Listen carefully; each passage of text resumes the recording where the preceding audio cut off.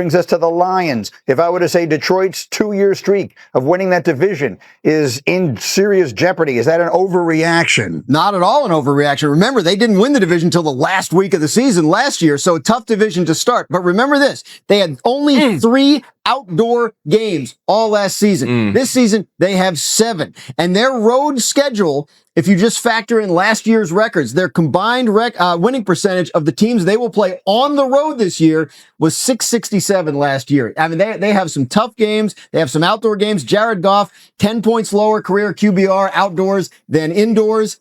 Going to be tougher for the Lions this year. And the other piece of it is, too, you lost both of your coordinators. Right. You know, this team, to me, was already going to take a step back before we saw how daunting this schedule can be. And when you start to be one of those teams that the expectation is now much higher than it has been throughout your history, when you hit adversity, those things are difficult to come through. That's the thing. I don't want anybody to think I'm saying the Lions aren't going to be good. They won 15 games. Yeah. Like if they go 12-5, that's a really good year, but it's still a 3-game drop off. I think the biggest thing, and just kind of, piggyback here, there's something real about brain drain when you're talking about, a team like the Lions. Think about it. We just mentioned their coordinators. We're not even talking about all the assistant coaches that they've lost. So they've lost a lot of really good coaches to other organizations.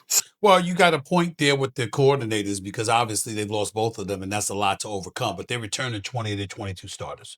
And so for me, I look at the firepower, having an elite offense, having a clue as to what they are doing. And I'm looking at their personnel, and I'm like, why would I go against the Lions after the year Jared Goff had? Amon-Ra St. Brown, Jameson Williams, and these brothers. You look at their dual running back with Gibbs and Montgomery, and you see what they bring to the table. I'm just of the mindset that when we look at the Lions, if they didn't have 13 dudes injured, including 6 starters on the defensive side of the ball, I don't know if we would have seen Jaden Daniels in the NFC Championship game, to be quite honest with you. Injuries played a pivotal role in what transpired with the Detroit Lions in the postseason last year. So I look at it from that standpoint as well. And then I also think about the Rams in terms of we can bring up all their talent all we want to. Of course, with the brilliance of McVay as well. We can't ignore that. But what good is it going to do them if Matthew Stafford's back is really, really, really in a bad spot, in a bad situation, and he can't go for you? That's where I'm at with the DO. I think that the Lions, personnel-wise, are in a position to repeat making the noise that they made last year. The thing, Molly, real quick, the Detroit Lions had a very prolific offense last year over the last 2 years. Peter and Cam know this. All right, Jared Goff yesterday, 3 for 7 with 1 touchdown, 1 interception in the red zone. Last season in the red zone, Jared Goff completed 66% of his passes, 23 touchdowns, and not a single interception. We've gone from that to seeing what we saw from Detroit yesterday. Nobody expected that kind of precipitous drop-off. 100%. Peter, I know it's just week 1. I don't want to overreact, but how concerning is that Lions offense? Oh, it's very concerning. I think the brain drain is real. I think Ben Johnson's already 1-0 and he hasn't even coached an NFL game. I think you see that Ben Johnson brought a lot to that offense, and you get to this Chicago game tonight and it's like, all right, we want to see what the Bears did, but he was important. Now look, Jared Goff won a lot of games with Sean McVay and he won a lot of games with Ben Johnson. He don't got those guys anymore. And I think there is a bit of a, what can Jared Goff do without those two, even this deep into his career with all his accolades? We have to see. Well, we got to think about this too. And here's where it really gets tricky. We got to keep our eyes on Dan Campbell. And it's not fair because considering what he's done to change the culture in Detroit, I think he's done an outstanding job. He was a candidate for Coach of the Year. He's done an outstanding job since he's been the head coach. But you had Aaron Glenn as your defensive coordinator, who's now the head coach of the Jets. And you had Ben Johnson as your offensive coordinator, who's now the head coach of the Chicago Bears. And the reason why we got to keep our eyes on him is because he decided to go with Morton instead of this guy Ekstrand, who's, and I think that's how you pronounce his name, but correct me if I'm wrong, Peter. But look at him at Ekstrand when you look at what he did with the New York Jets. Says that we haven't seen the Jets offense look like that in years.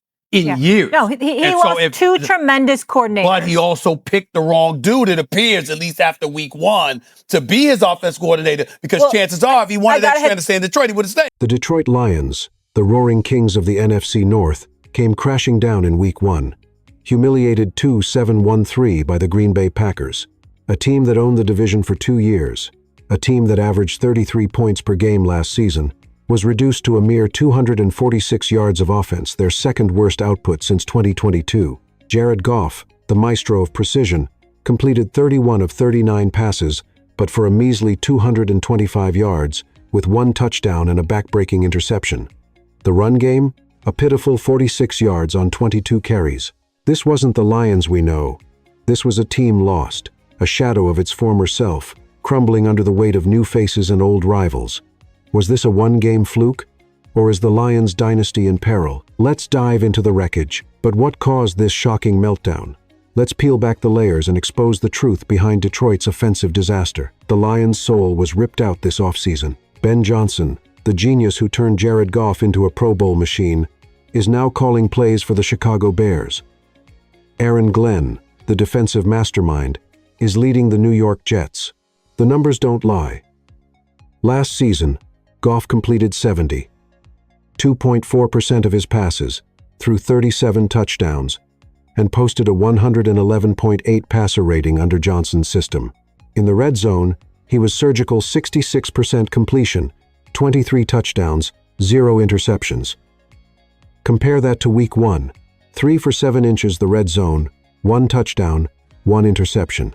The Lions' offense, once a fire-breathing dragon, looked like a declawed kitten.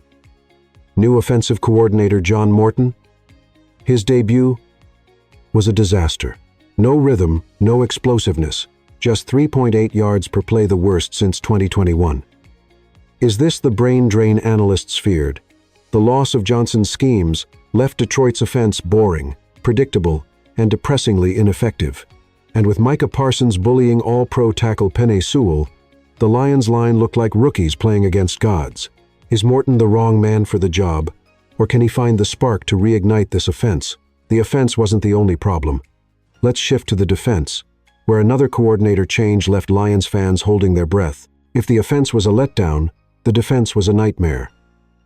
The Lions, who ranked second in scoring defense early last season, couldn't touch Packers QB Jordan Love. 0 sacks. 2 quarterback hits. Green Bay marched down the field like it was a practice drill, scoring on their first 3 possessions. Micah Parsons, in his Packers debut, was a one-man wrecking crew, recording a sack and multiple pressures despite playing just 29 snaps. Aiden Hutchinson, Detroit's star pass rusher, was invisible, neutralized by Green Bay's schemes. New defensive coordinator Kelvin Shepard's unit looked unprepared, out-schemed, and out-muscled. Cornerback Terrion Arnold's groin injury in the third quarter only deepened the wounds, leaving the secondary exposed.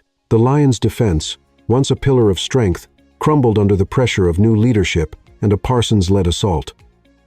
Is this a sign of deeper cracks in Detroit's foundation? But let's not bury the Lions yet.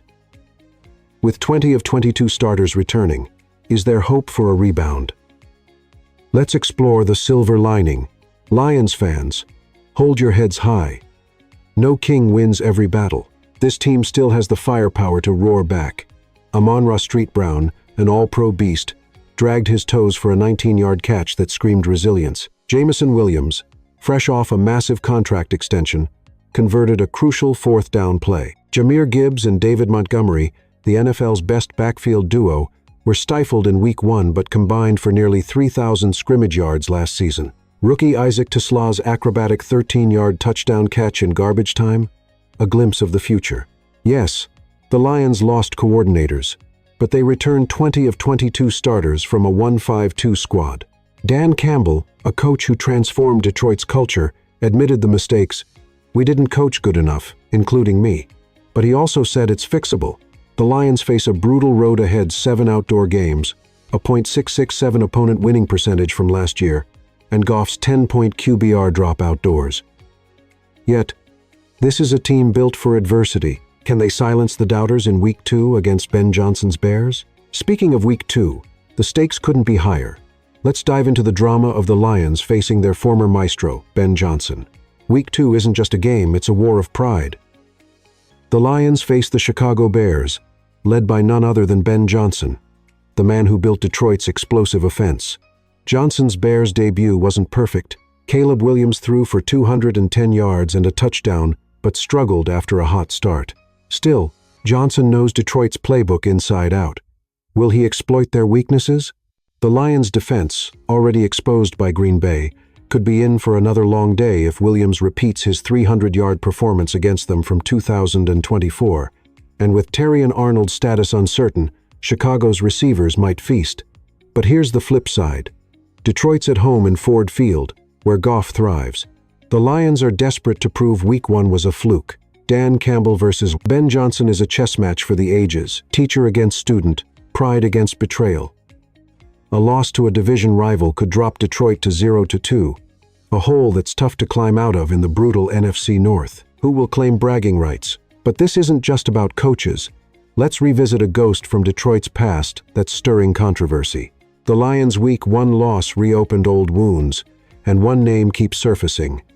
Ndamukong Suh. Years ago, Suh's infamous stomp on Aaron Rodgers sparked a firestorm, leading to a suspension and endless debate. Now retired, Suh spoke out on Busan with the boys, denying intent. "I'm tussling with 2 or 3 linemen. I don't have eyes in the back of my head." Some fans call it a dirty play. Others see it as a heat-of-the-moment collision. The NFL fined him, but was it fair? Suh's legacy as a Hall of Fame candidate is tangled in these moments of controversy. For Lions fans, it's a reminder of the grit and fire this team once had, a fire they need to rediscover. As Detroit faces a critical Week 2, can they channel Suh's intensity without crossing the line? Or will the ghosts of their past haunt their future? The Lions' past and present collide, but can they write a new chapter? Let's wrap this up with a call to action. Lions fans, this is your team. The Detroit Lions, back-to-back NFC North champs, are down, but never out. Week 1 was a gut punch, 246 yards, 13 points, and a defense that couldn't stop a breeze. But this roster, with Amon-Ra Street, Brown, Jahmyr Gibbs, and Jared Goff, has the talent to rise again. The numbers scream potential. 15 wins last season, 20 returning starters, and a coach in Dan Campbell who bleeds Honolulu blue. The road is brutal, 7 outdoor games, a gauntlet of opponents, but no king wins without a fight. Week 2 against Ben Johnson's Bears is a chance to silence the doubters, to prove the Lions are still a force. Will they reclaim their throne, or will the NFC North slip away? Drop your thoughts in the comments. Smash that like button if you believe in Detroit's comeback. Subscribe and hit the bell, because this Lions saga is just getting started. The Lions story is far from over. Stay tuned for more drama, more fire, and more Detroit grit.